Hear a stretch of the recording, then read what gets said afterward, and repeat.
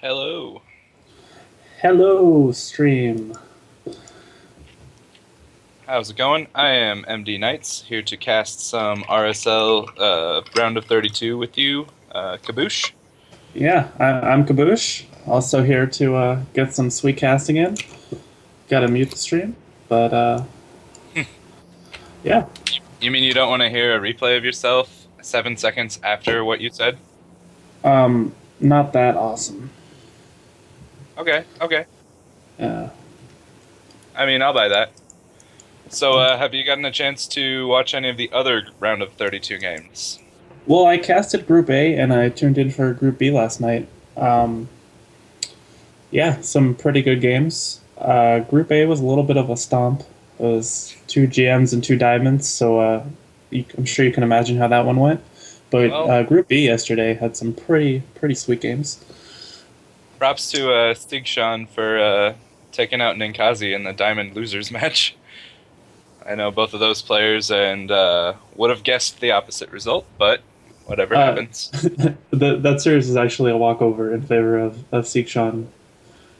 All right. Well, you'll have that. But yeah, I don't know. I'm looking at the wiki we have for RSL, and not too many surprises in the Group B. I am surprised that Ariana Grande didn't do well. yeah. He took a game off of Keto in the first set, and the other two games were somewhat close. But Yeah. and given that the first map was Secret Spring, God. so yeah, it was a pretty stacked group. Proud to have played one practice match on that map and then never again. I did win, but it was stupid. Anyway, so we gonna hop into the game pretty soon? Yeah, we've got our group tonight is Foxer, WolfHowl, EdWinSTZ, and Creature. Interesting. Yeah, so we're gonna see we're gonna start off with Foxer versus WolfHowl, which is gonna be a TVT. First match is gonna be on Deadwing. So that map has a pretty weird has some pretty weird potential for TVT. The relative ease of your fourth base kind of makes Turtle Mech, as we know all too well from the recent WCS matches, really strong. Yeah. But we're going to see how it plays out. Interesting stuff.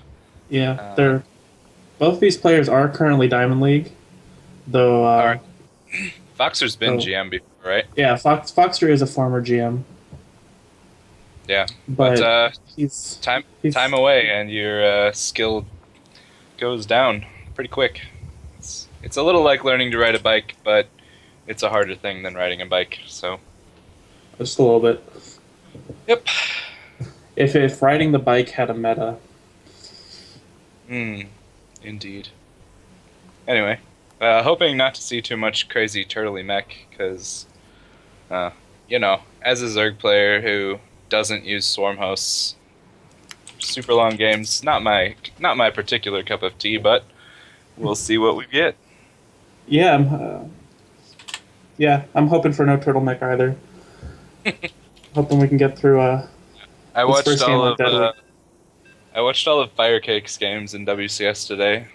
I'm so sorry. Yeah, it wasn't great.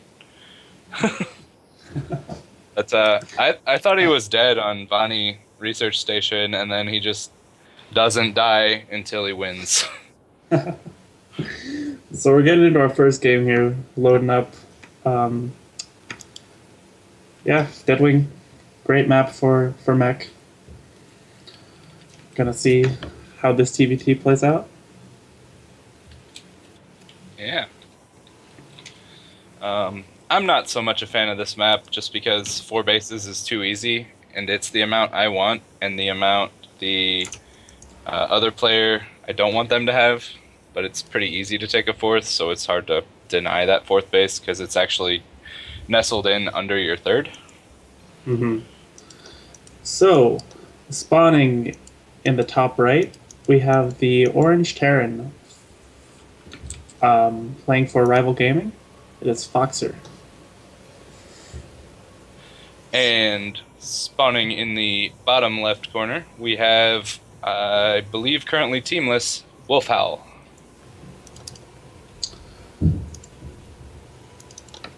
So, Supply Depot, what do you think of this decision from both players? The Supply Depot is possibly the most crucial part of any Terran build order, because without it, you can't make anything else. I see.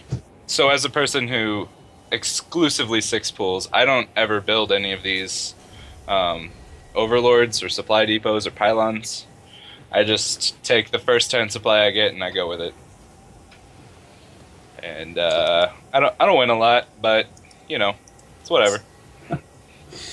So we got a gas first opening from both of our players here. It's pretty much the standard way to play TVT now. Interesting. There is some sort of Reaper openings that work, and I've been playing around with them on ladder, but pretty much everyone goes for gas first. If you look on ladder or in the pro scene or whatever, it's basically the best way to play this matchup. Now, I don't know about TVT, but Reaper openings on this map, at least in TVZ, are pretty common because of this ledge, but that goes from the fourth to the main. Seems pretty good, but all of the Terran units are ranged, so it's not like they get a huge advantage from it. Yeah, it's not a poor Reaper map at all. You can get in by the main ramp, or you can get in that ledge, like you said. It's just kind of the nature of TVT, as the harassment is just a really strong option. Like the harassment you get from opening gas first, whether it be a Banshee opening or like some sort of Hellion drop. Yeah. Or whatever. It's a lot stronger than any sort of gateway, or not gateway, just barracks opening. And you're also a lot safer if you open gas first to hold any sort of 1-1-1. Yeah. I don't know. Interesting analysis from Kaboosh here. We do see that opening gas first does get you about 100 gas by the time your barracks finishes. So you get an immediate factory and can either go for a fast starport, a fast reactor. You can really do whatever you want with that first 100 gas.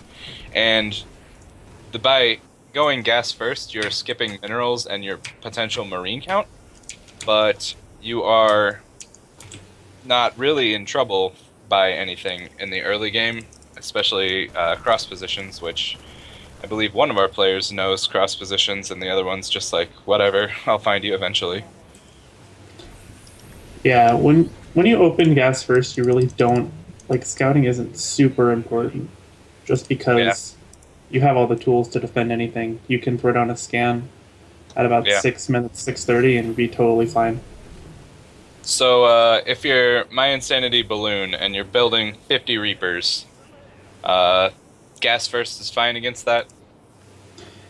You kind of want to have some sort of warning before that. Like if you play like WolfHowl right now, right, and you just have 2 Marines, supply block Banshee coming out and building an add-on on your factory, you're going to be in a lot of trouble. Actually, it's 5 Marines, but you can still hold as long as you see it coming. You can get some Marines out and some Hellions up with some nice micro. You shut down the early Reapers and you kind of build up your tech advantage. Yeah, and from there, it's kind of nasty spot to get supply blocked. Foxer, for the same build, Foxer's Banshee is done, and WolfHowl's only been building his for 15 seconds right now, so...